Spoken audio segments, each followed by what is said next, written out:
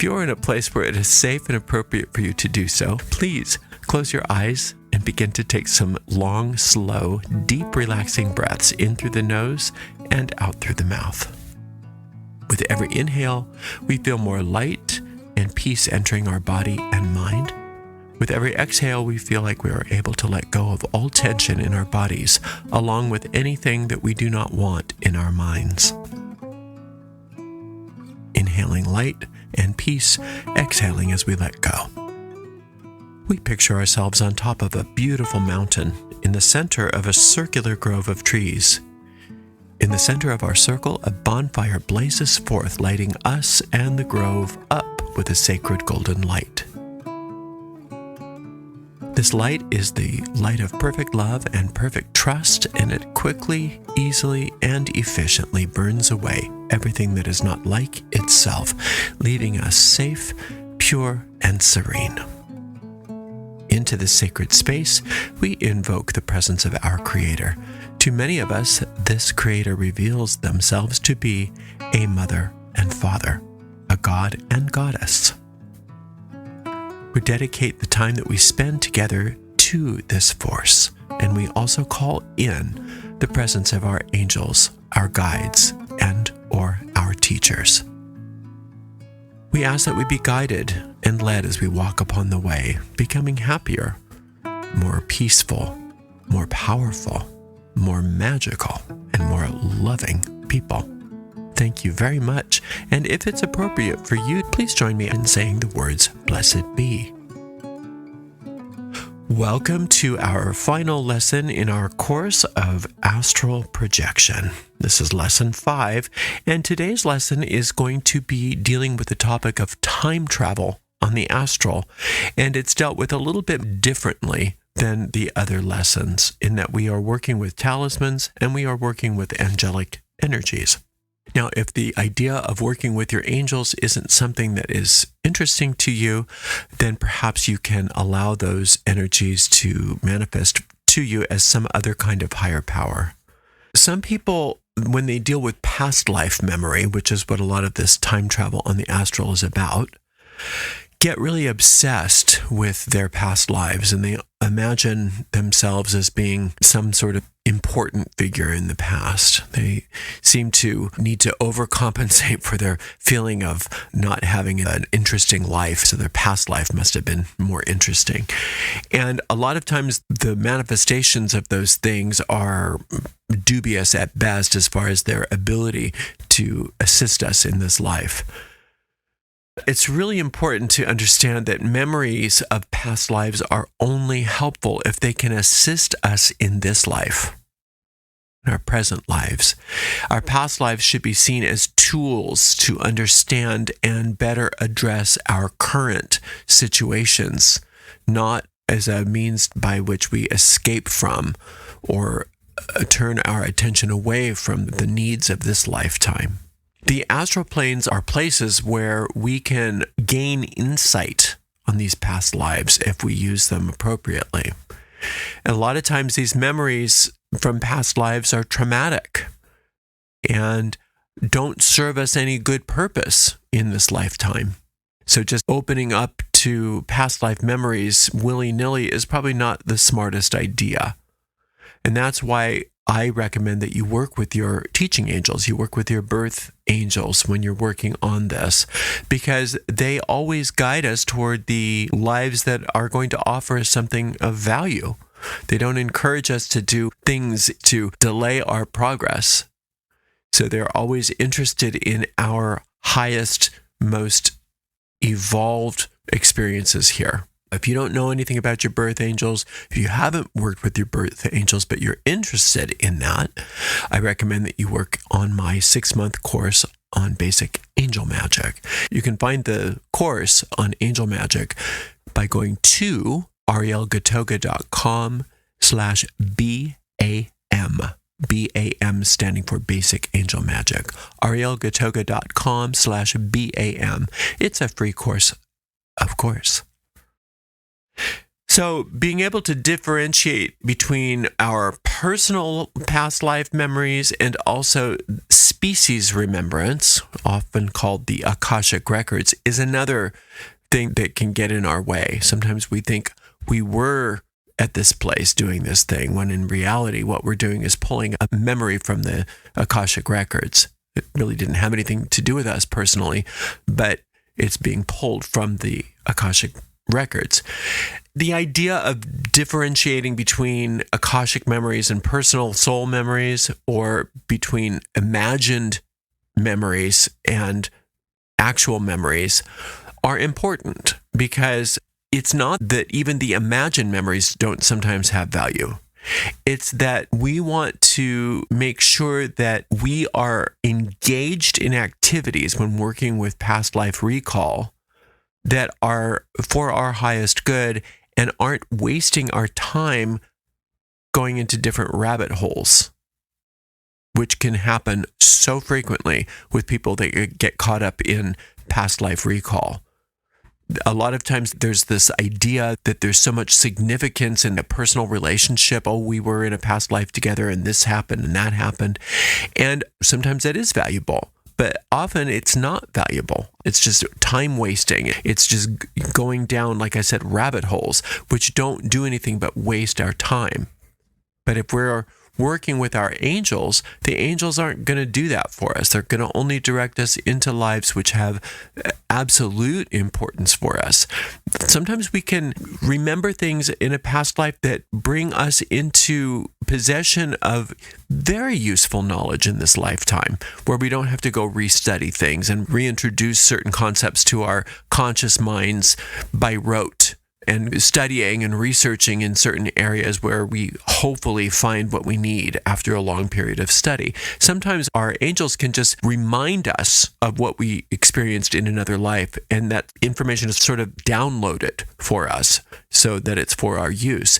And in that regard, past life memories can be invaluable in our pursuits in this life. I find that it's much more helpful for me to put the ideas of which life I go to and which life I have memories of in the hands of my birth angels. Ultimately, the idea of past life recall is to uncover sacred wisdom that is very pertinent to our soul's journey. Because remember, like we said, there's trauma involved with past life. Two of the traumas that are really pertinent in any life is the trauma of birth and the trauma of death. And when you have two traumas in one life like that, much of the life is going to be suppressed from your memory, because our conscious memory doesn't need to go through trauma again. The idea is we want to release trauma. We don't want to relive trauma and relive trauma. So a lot of the important information from that life is also suppressed from us. Well, our angels don't need to worry about that. They can extract just what is necessary from any life and allow us to experience that in the highest way possible, so that we get just what we need from that memory, no more, no less. And I think that's wonderful. And I'd much rather that they be in charge of that than me going through all of that on my own. So I love this particular way of approaching past life recall more than going to a hypnotherapist or going to some sort of past life meditation or doing it on my own, because I don't feel like it's the luck of the draw here. I know that there's a higher intelligence that's in charge of it for me. Regardless of whether it's past life recall or not, when you're working in occult studies, it's so important that we always approach what we glean from those studies, from those experiences, with healthy skepticism. You don't want to just assume that the automatic writing you got was accurate and not influenced by your own ego. You want to check it.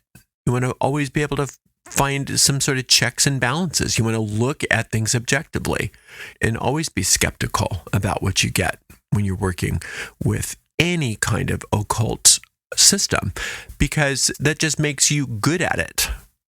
It makes you really good at what you do if you say maybe yes, maybe no. Let's investigate further.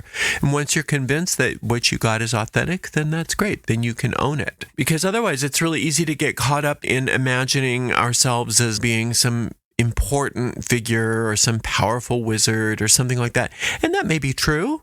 All of that may be true. We don't want to discount it out of hand, but we don't want to just accept it either. We don't want any extreme. We want to walk right down the center path there and say, I'm going to be skeptical and open-minded, both at the same time. Time has to be questioned if we're going to have successful time travel on the inner planes. Because what we experience as time here on the third dimension all has to do with past, present, and future. Our idea of time seems to be set, but that's not really true now, is it? That time is not set. If you just look at the difference between when you get lost in a task and time just seems to fly by versus when you're watching the clock because you can't stand what you're doing, where it seems like it's standing still. According to the human clock, there was no difference between those two times, but how you perceived it was very different. And so it just proves to you just that one little truth of knowing how differently time can be perceived in this particular dimension, that time itself is not a static concept, that it's perception-based. When you recognize that you have a soul identity, which is not necessarily the same as your ego identity, because your ego in this life responds to this body, responds to your past, responds to your story. Your soul does not. As far as your soul is concerned, this is just one of many experiences that you have. And from your soul's point of view, all of those different lives are happening now. It's only in this particular time-space continuum that you think that it happened before, or you think that a life is about to happen. From your soul's perspective, it's all happening simultaneously. So when we are leaving our physical body to travel in time, from the soul's point of view, it's not the same as for us. We're not going back in time, or we're not going forward in time. We're just moving from one location on the astral plane to another, just like you move from one room of your home to another. So it's not that big of a deal to time travel from the soul's point of view and from your angel's point of view. It's just a relocation. As we work with this idea of time travel, we are also unbinding ourselves from the human clock and allowing that celestial clock to work in our favor. It's eternal. It's an eternal thing. There's no aging or any of that stuff that's going on in the celestial world. Now, it would seem like things are aging, like stars age and things like that. But remember, those are physical depictions of what's going on the astral. On the astral level, nothing dies. Nothing is born. It's all just phenomena that the physical world is experiencing. From the celestial point of view, time is circles within circles within circles within circles. There's no end. It's all eternity. And that's where we live as souls. We live in eternity. We live in the present moment. We don't live in time as we understand it here. So it's really important that we approach the mysteries of the occult with an open mind when it comes to time. Just be very curious to a new idea of time. Embrace that new idea of time when you're working with these lessons. And you'll be shown a different idea of time that we can't really talk about because it's out of the ability to describe, which is why it's occult. Like we said, we exist in a world that is limited by our egos because our egos are based on perception, based on the information and data that our bodies take in, which is incomplete and faulty. Our bodies are not perfect. We believe that our bodies are these infallible sense machines and that everything that I perceive with my body, I know what it is. I know what reality is. But you don't. None of us do.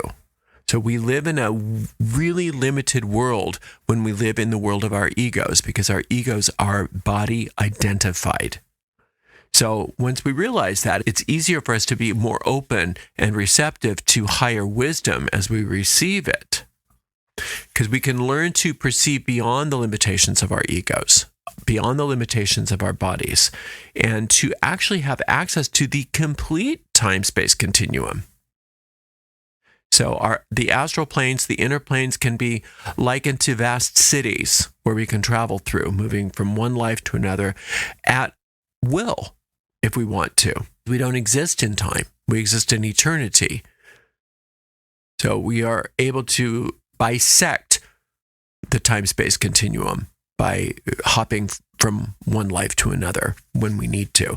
And like I said, when we do this under the guidance of our teaching angels, we do it in a way that's very easy, gentle, safe for us, and fun. Actually, a lot of fun, because we're not subject to our own ego's misperception of what's happening. Deja vu experiences often are indicators that we are tapping into a past life experience, or another life experience, a future life experience, perhaps even. When you meet somebody and you feel like you've met them before, you probably have. But just because you've met before and maybe even had a major experience in another existence doesn't necessarily mean that you need to rekindle that experience in this lifetime. Boy, that's such an important lesson to learn. I wish that I realized this before some of the kindlings that I forced based on past life memories. I've had experiences in this life where I've been really shot back into past life experiences with people where it was so important. And in my mind, that meant, therefore, this life should be important. And I leaned in hard where I had no business being, trying to forge relationships with people where I really, if I had been listening to my inner guidance, I would have been told, hands off. This is nothing you need to go down. This is not a road you need to go down. But I was hell-bent, literally, on reestablishing connections with these people based on obsessive and compulsive thought forms within me, not being guided and led by a higher wisdom. And I got involved in relationships that I've learned a great lesson having done that. But had I listened to higher wisdom, I would have never gone down those roads. So just because you have very clear indicators that you've had powerful past life experiences with somebody doesn't necessarily mean that those relationships should be kindled in this particular lifetime. But your angels know, and they will guide you. Now, if you don't like the word angels, use another term for your inner guidance. Paracelsus was a very wise physician from the 16th century. He believed that magic was the root of all science, especially medical science. Paracelsus's discoveries and developments in things like surgery and chemistry are still used to this day.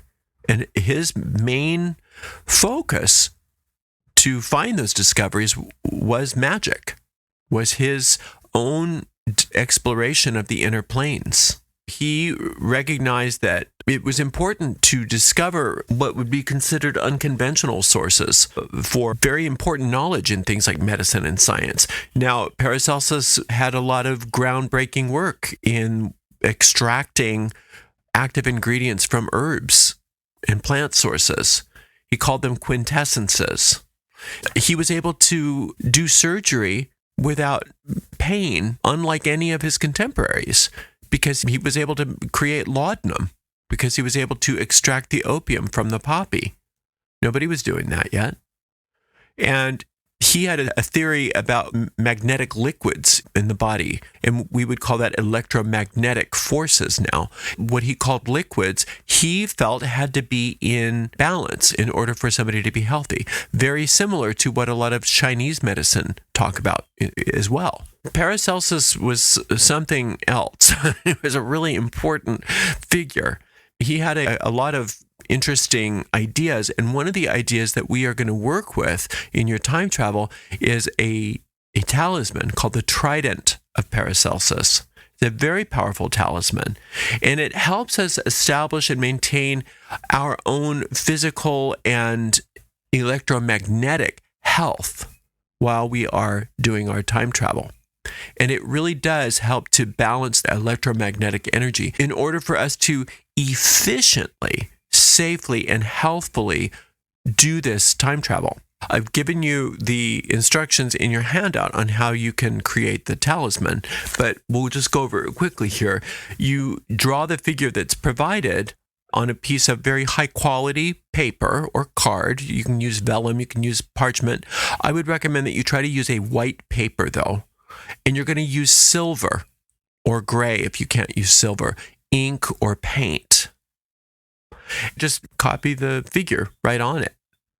And you will roll it up and place it in some sort of a fabric or felt bag along with a piece of silver. That can be a ring, that can be a little chain. Sterling silver is fine. You wear it on your person for an entire week before attempting to time travel on the astral. So you can wear it around your neck, which is traditional, but you can just have it in your pocket, have it somewhere on your person for a whole week prior to your time traveling.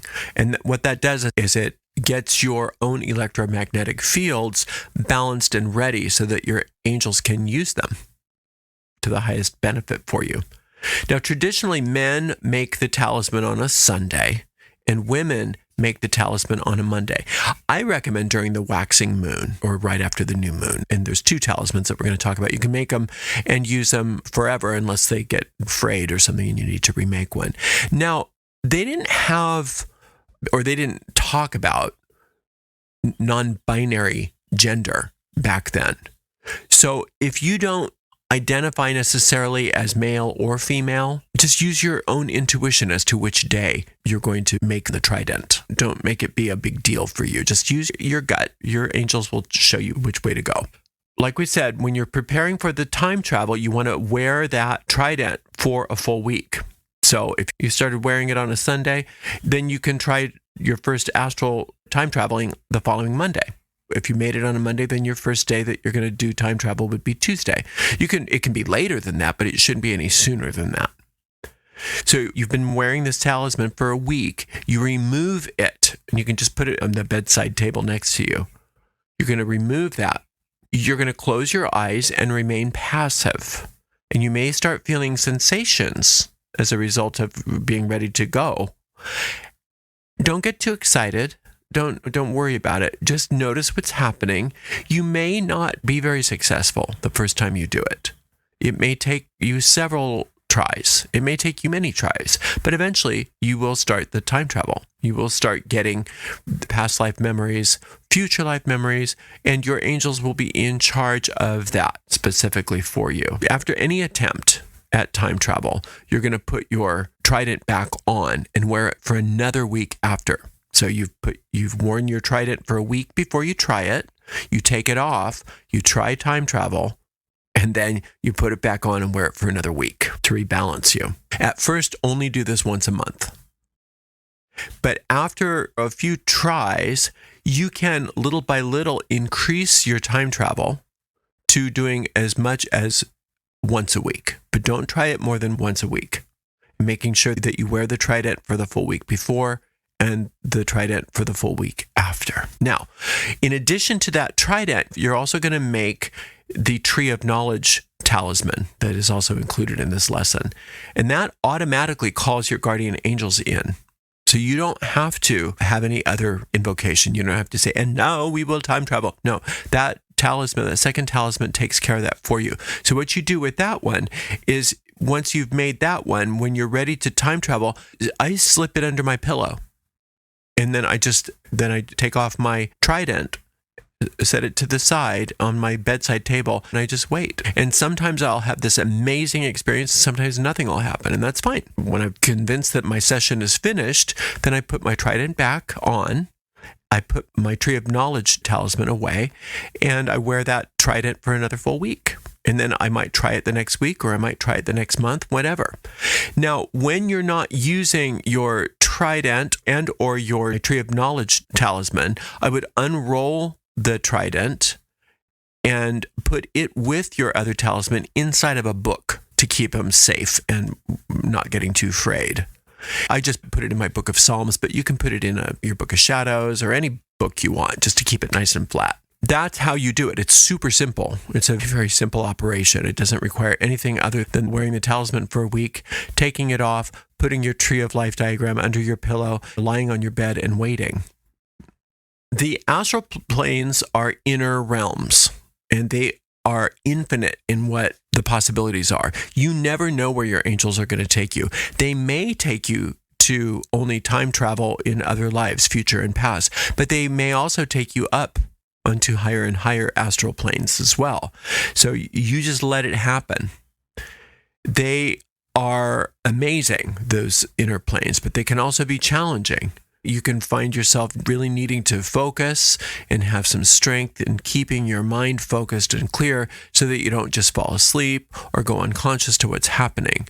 So it's a very long-term project working on astral travel in general, but especially when you get into the time travel and rising up on the higher planes. Now, there's going to be a whole series of lessons on Kabbalah magic, and rising on the planes will be part of that. And so you're going to be able to use a lot of your skills at etheric flying, as well as this kind of work that we're doing with your angels on that material as well.